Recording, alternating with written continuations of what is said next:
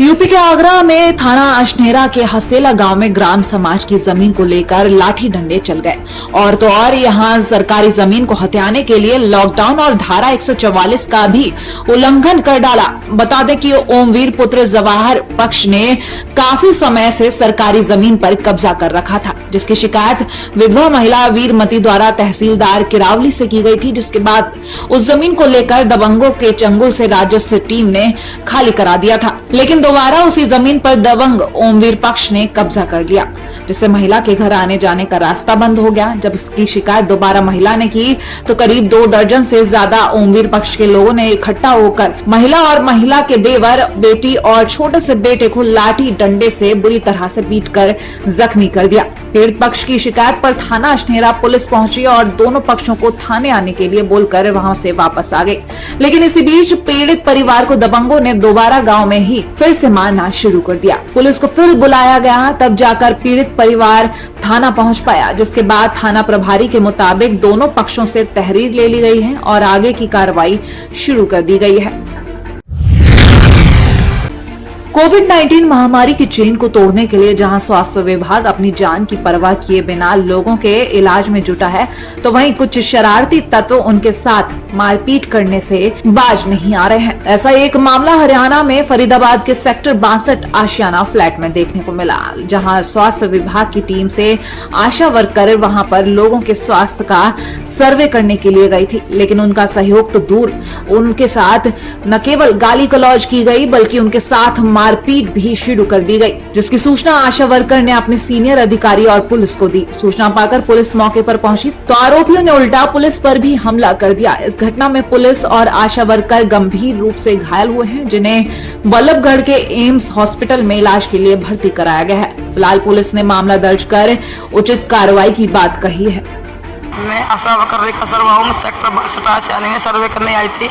कुछ लोगों ने सर्वे करवाने से मना करा। मैंने अपने सीनियर ऑफिसर को बुलाया कि सर सर्वे के लिए मना कर रहे हैं। सर आए थे मेरे मेडिकल ऑफिसर, पर उन्होंने एसएसबी सर्वे क्यों नहीं करा रहे, उल्टे सीधे बोलने लगे। फिर पुलिस को फोन करा मेरे सीनियर ऑफिसर ने, तो सर कोऑपरेट नहीं कर रहे। बस ये पूछा था मैंने कि जमात से कोई बंदा तो नहीं आया या कोई जात बाहर से आया और बंदा तो नहीं है। उन्होंने फिर धक्का मारा मुझे। फिर उसके बाद जब पुलिस वाले आए, पुलिस वालों पर हाथापाई करी।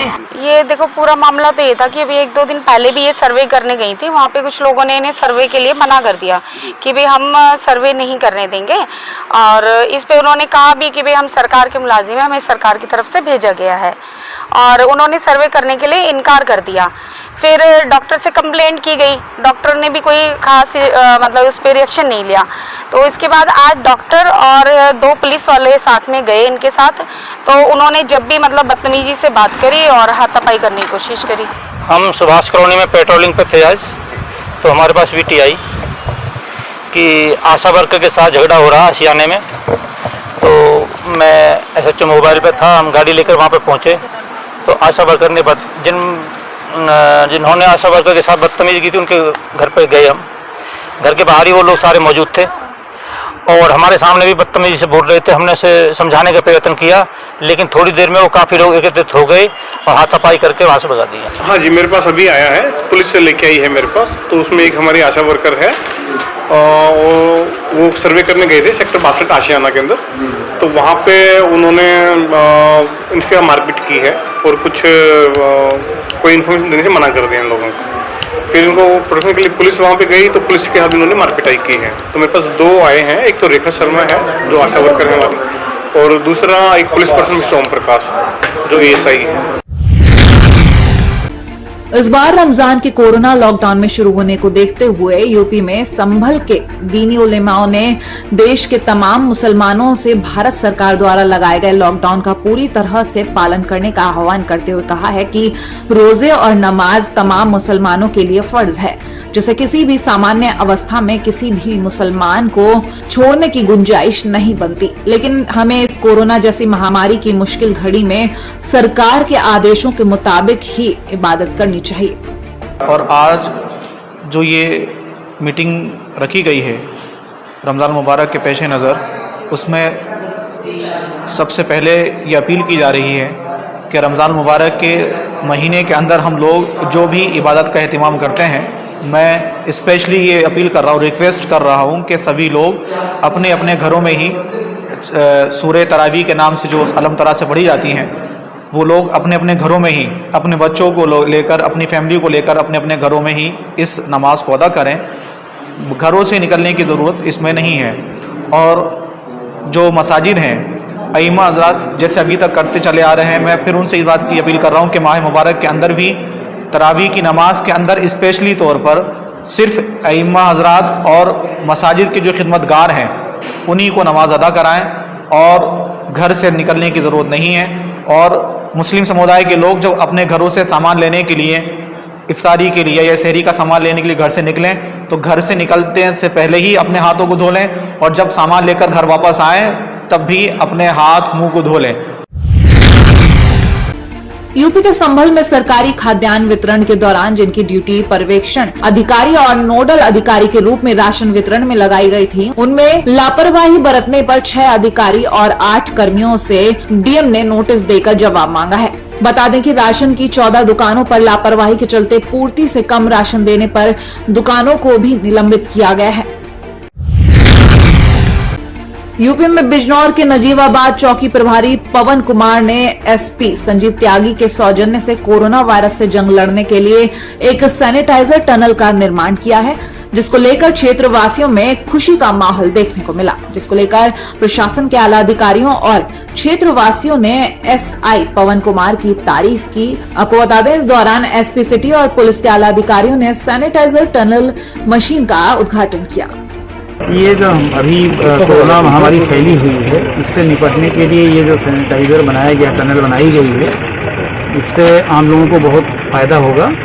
खास करके जो इस लड़ाई में शामिल हैं, जैसे पुलिसकर्मी हैं, स्वास्थ्य कर्मी हैं, या सप्लाई विभाग के, आपूर्ति विभाग के हैं, या राजस्व विभाग के जो भी कर्मी लगे हैं, वो भी सैनिटाइज होंगे, प्लस जनता के लोग भी इससे सैनिटाइज होंगे।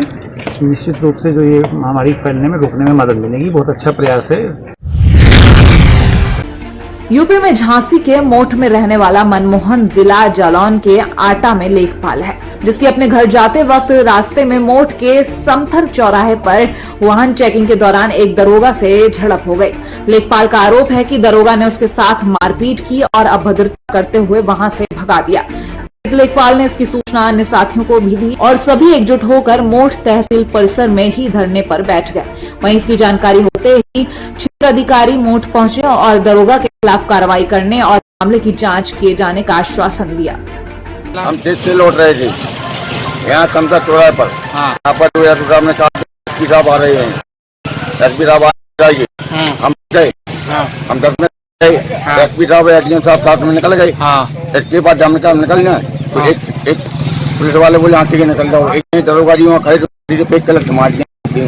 ये थाना मोठ में चेकिंग के दौरान एक दरोगा द्वारा लेखपालों से जो है अभद्रता करने की जो है सूचना प्राप्त हुई है।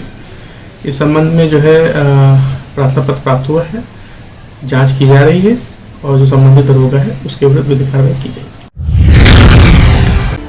पंजाब सरकार की तरफ से जहां कनक की खरीद के लिए लगातार मंडी बोर्ड और जिला के अफसरों की ड्यूटी लगाई जा रही है, वहीं अब पंजाब के 5 IAS अफसरों की भी विशेष तौर पर ड्यूटी लगाई गई है ताकि वो कनक की खरीद पर अपनी नजर रख सकें। आपको बता दें कि लुधियाना, संगरूर और मोगा जिले IAS रवि भगत को दिए गए हैं, जिनकी तरफ से लुधियाना मंडी का दौरा करके खरीद प्रबंधों का जायजा लिया गया। साथ ही किसानों को क्या दिक्कत आ रही है उस संबंध में भी उन्होंने जायजा लिया।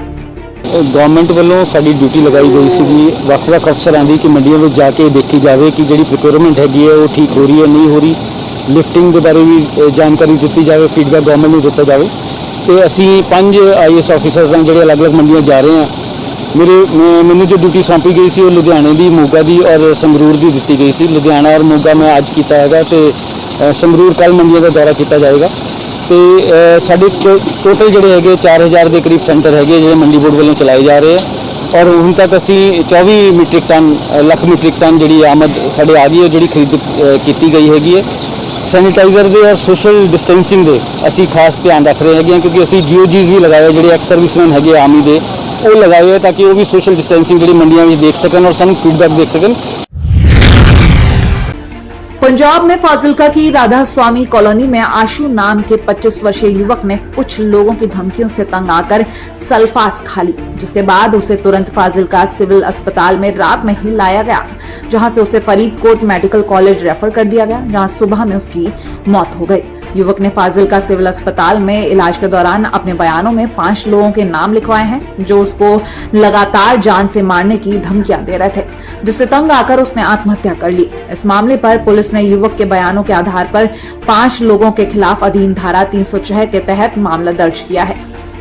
ये अशु नाम का लड़का सी जिन्हें रात सल्फास खा के जी आत्महत्या कर ली है। ये जो इन्हें स्टेटमेंट दी सी जिंदे ਉਹਦੇ ਮੁਤਾਬਕ ਅਸੀਂ ਜਿਹੜਾ ਪੰਜਗੰਨਾ ਅਗੇਂਸਟ ਮੁਕੱਦਮਾ ਨੰਬਰ 105 ਅੰਡਰ ਸੈਕਸ਼ਨ 306 ਆਈਪੀਸੀ ਥਾਣਾ ਸਿਟੀ ਫਾਇਰ ਵਿੱਚ ਦਰਜ ਕਰ ਲਿਆ। ਕੌਣ ਸੀ ਇਹਦੇ ਵਿੱਚ ਉਹਨੇ ਕੋਈ 2015 ਦੇ ਵਿੱਚ ਕੋਈ ਐਲੀਗੇਸ਼ਨ ਲਗਾਇਆ ਸੀ ਕਿਸੇ ਲੜਕੀ ਨੇ 376 ਦਾ ਜਿਹੜਾ ਮੁਕੱਦਮਾ ਦਰਜ ਕਰਾਇਆ ਸੀ। ਉਹਦੇ ਬਿਆਨ ਤੇ ਜਿਹੜੀ ਲੜਕੀ ਸੀ ਉਹਦੀ ਮਾਤਾ ਸੀਗੀ ਤੇ ਕਲਪਨਾ ਤੇ ਸਰੋਜ ਉਹਦਾ ਇੱਕ ਭਾਈ ਸੀਗਾ अशोक मामा सीगा, एक राज डेयरी वाला सी। 5 बंदे अगेंस्ट जो बयान मुताबिक उन्होंने तंग परेशान करते थे, उन्होंने तंग आके उन्हें जी सल्फास करके जी अपनी जीवन लीला समाप्त कर ली। 5-7 दिन परेशान सीगा, कहते मैंने धमकियां देंदे ने अशोक जिन्हें पुराना पिछे पर्चा कराया सीगा 376 का, वो अशोक कुमार गोली बतरा सरोज रानी ये सारे ना मिल के राजू डेयरी वाला ये धमकियां देंदे सी। परेशान सीगा, जिथे बाजार मिलते सी रैफर नंबर उत्थे रोक लेंदे सी।